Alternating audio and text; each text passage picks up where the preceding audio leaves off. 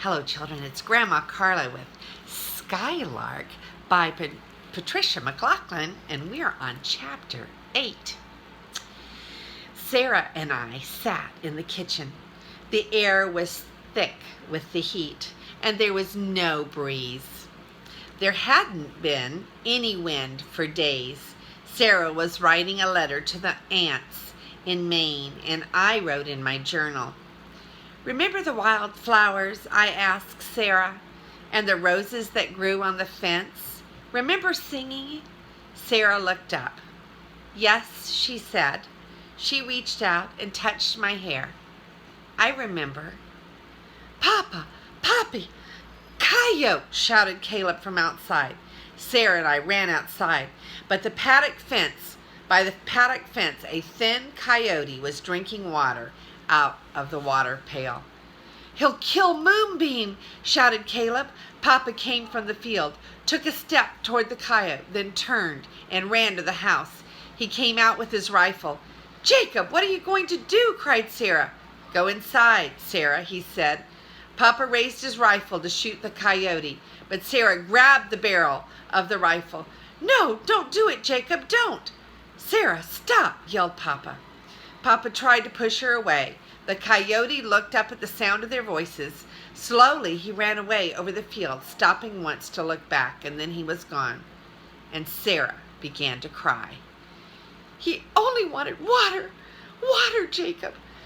Caleb climbed over the paddock fence and stood next to me. Papa took Sarah's arm and turned to Caleb. "Put the animals in the barn, Caleb," he said. Caleb turned and walked to the barn. Tears streamed down Sarah's face. "Water," she said. "He only wanted water, just like us." She slumped to the ground and put her hands over her face, and she cried. "Get Sarah something to drink, Anna," said Papa. He took off his hat and sat down on the ground next to her. "Anna," he said sharply, "now." I turned and went to the water barrel and scooped out a cup of water, and Papa put his arms around Sarah. His voice was soft. "Sarah, Sarah," he said softly, "it will be all right. It will be all right." But Sarah cried and cried, and when Papa turned and looked at me, I knew that nothing was all right. The look in his eyes was fear. And that night, when I came in from the barn to go to bed, there was something else missing from the fence. Missing, like Sarah's roses. Caleb's glass was gone. "They're coming," said Caleb, looking out the upstairs window. He wore a clean shirt, and his hair was brushed smooth. I wore the dress I had worn when Papa and Sarah were married. Outside, wagons came into the yard. "Will this make Sarah happy?" Caleb asked me, worried.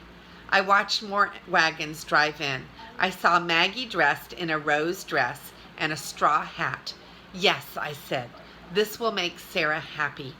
"Anna, Caleb, what is this?" said Sarah in the bedroom doorway. We whirled around, silent. Sarah walked to the window to look out too, but I took her hands and pulled her out into the hallway. Papa looked up the stairs at her. He wore a vest, and his hair was slicked back. He smiled at her. "Happy birthday, Sarah," he said. "There are guests and presents, Sarah," said Caleb. "But I'm not dressed," said Sarah. "Then get dressed," said Papa softly. Outside there was a table in the shade of the house, set with food and lemonade. Maggie and Matthew were there, and Rose and Violet and the baby. All the neighbors were there too. Papa carried something covered with a cloth out to the table. "What is it?" asked Maggie. "You'll see," said Papa. "Here she is," someone said. We all turned, and Sarah came out on the porch in her white dress. "Happy birthday, Sarah," said Papa. "Happy birthday," everyone called. Sarah smiled at the sight of them. Everyone washed and clean, as if the prairie winds had stopped covering us all in dust. "A present from the aunts," said Papa. He took the cloth away, and there was a phonograph. I handed him a record, and he put the needle on it. Suddenly, music filled the yard. Sarah stared. Papa walked up to her and held out his hand. She smiled and came down the steps, and they began to dance. Maggie and Matthew began to dance too, the baby between them. Everyone danced then in the dirt yard, the light around them all yellow like an old photograph. Sarah buried her face in Papa's shoulder, and Caleb smiled at me. And for a little while, as the sun began to set, as they danced, everyone forgot about the drought. For a while, everyone was happy again, even Sarah, even Papa. The last of the wagons left in the moonlight. Sarah and Papa waved goodbye. Caleb was asleep under the table, and Papa took him off to bed. Then Papa helped Sarah carry the phonograph inside.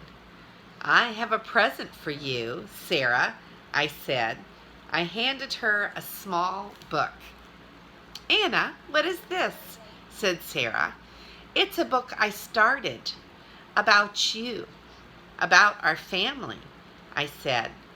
Papa went out to the porch, and Sarah sat down and opened the book.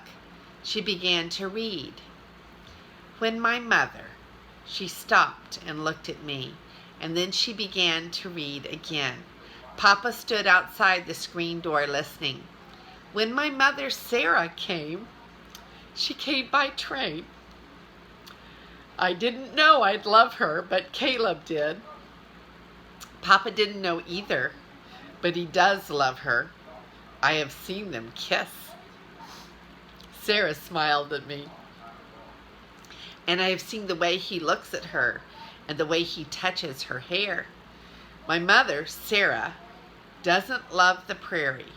She tries, but she can't help remembering what she knew first." Sarah stopped and closed the book, holding it close to her. "You like it?" I said. "I like it," said Sarah softly. She put her arms around me, and I saw Papa watching us. Sarah got up then and went to the door. It was a fine party, Jacob. She put her hand up, and he did too, so that they touched through the screen. "I'd almost forgotten music," whispered Sarah. Then she looked past Papa at the fence post. "Where's Caleb's glass, Jacob?" Papa didn't speak. "Put it back, please, Jacob," said Sarah. "It should be there when it rains." Papa stared at Sarah, and when I went to bed later that night, I looked out and I saw it there, shining and clean on the fence post. That is the end of Chapter 8. This is Grandma Carla, and I love you.